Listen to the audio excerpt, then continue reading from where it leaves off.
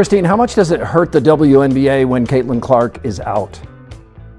It is devastating to the WNBA when Caitlin Clark is. A lot of us were expecting some sort of dip since Caitlin Clark has been out with injury, but I don't think all of us were expecting the entire viewership of the entire WNBA to be down. And this tweet from Christine Brennan really stuck out to me. She said one player gets injured and more than half the TV audience for the entire league disappears. Has any other athlete ever had that kind of impact on a sport? Golf without Tiger definitely dropped precipitously on occasion. The WNBA finds itself in a devastating financial freefall, watching helplessly as their entire empire crumbles without Caitlin Clark on the court, once again proving that this league has learned absolutely nothing about protecting the one player who single-handedly dragged them from obscurity into the spotlight.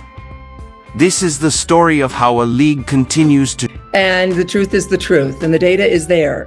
And what we saw when Caitlin was out the last time, the 5 games that she missed earlier in the season, the WNBA's viewership dropped more than 50%. Not just the Fever, but the entire league. In this age of manufactured drama and social media controversy, facts have become as rare as sold-out WNBA games without Caitlin Clark. When Clark was sidelined with a quad injury on May 24th, the harsh reality of the league's dependence on one player was exposed for the world to see. She jumped to her groin likely because of compensation. But the thing that you have to be careful of is if, say, you try to rush her back from this injury as well, then you're getting into this territory where a very serious injury can happen. That is what the Indiana Fever, that is what Caitlin need to avoid the best that they possibly can. So if it means that Caitlin is out for 3 weeks, if it means that she is out all the way through All-Star, then so be it.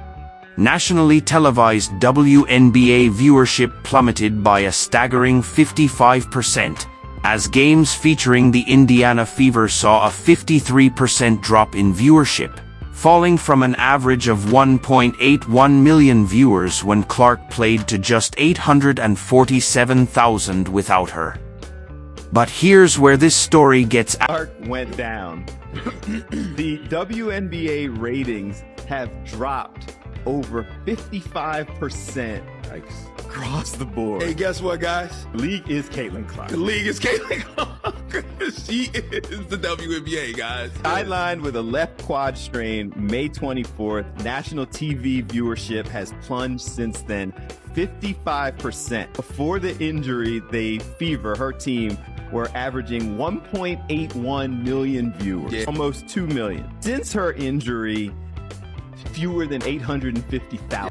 While Caitlin Clark was busy doing what she does best, filling arenas to capacity, breaking television rating records, and generating unprecedented revenue, the WNBA was busy doing what they do best. Absolutely nothing to protect their most valuable asset.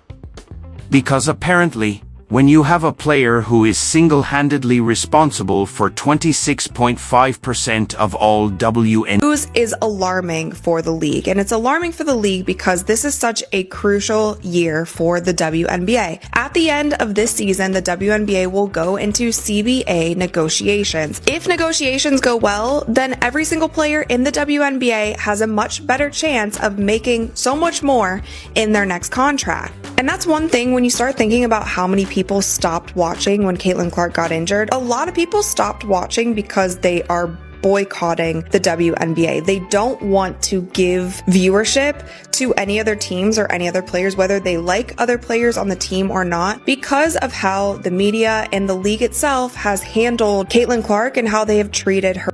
What's particularly fascinating, and by fascinating, we mean deeply infuriating, is how this exact scenario has played out before, yet the league seems incapable of learning from their own history. This isn't the first time the WNBA has watched their ratings and revenue collapse when their biggest star gets injured. Really concerning about this is the fact that we are only a month into the regular season and Caitlin Clark has already been out with 2 injuries. with the first one being her having to miss some time with a left quad strain. Now, of course, this is concerning because if you're already on your second injury, you don't want to be that player that is always hurt. Cough, cough, Embiid, cough, cough, Anthony Davis. So I really do hope that the Fever really sits her out right now for a while, only because you don't want her to have more long-term injuries and be more prone. If you are enjoying, please subscribe. The financial devastation has been swift and merciless. Ticket prices for Fever games have plummeted by 71%, with some tickets dropping from $860 to just $250. The average ticket price across Clark's missed games fell from $1,370 to $80. Representing a staggering decline that speaks volumes about who actually drives interest in this league. Road games that had been moved to larger arenas specifically to accommodate the demand for Clark tickets are now struggling to fill venues that would have been packed to capacity with her presence. The Chicago Sky vs. Fever rematch, one of the most anticipated games of the season, saw ticket prices crash from Man, bruh. Congratulations to the WNBA.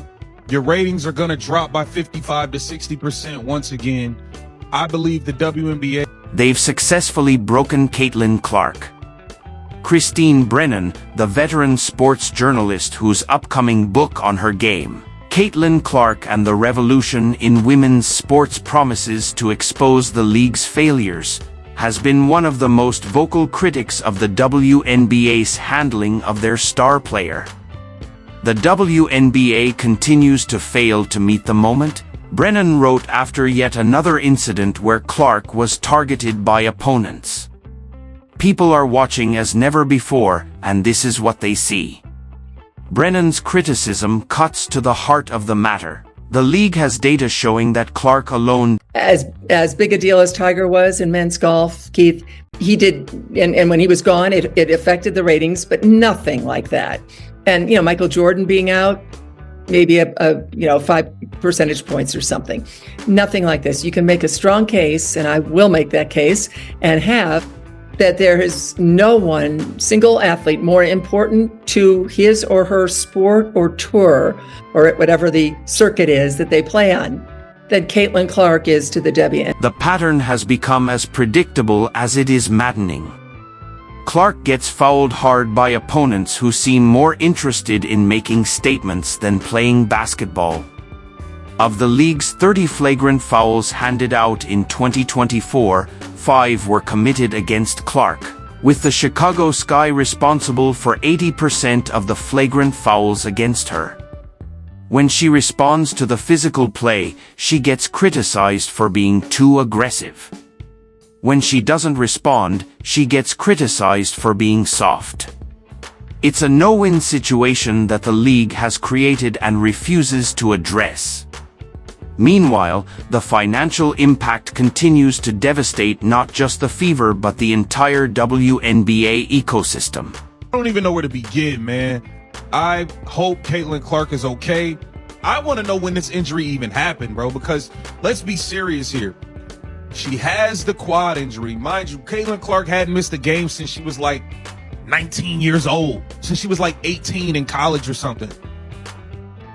Now she has a groin injury. We've never seen Caitlin Clark play as bad as she played the last 3 games. Let's just be serious here. She's like 1 for 20-something on threes in the last 3. We've never seen her shoot the ball this way. I'll say that.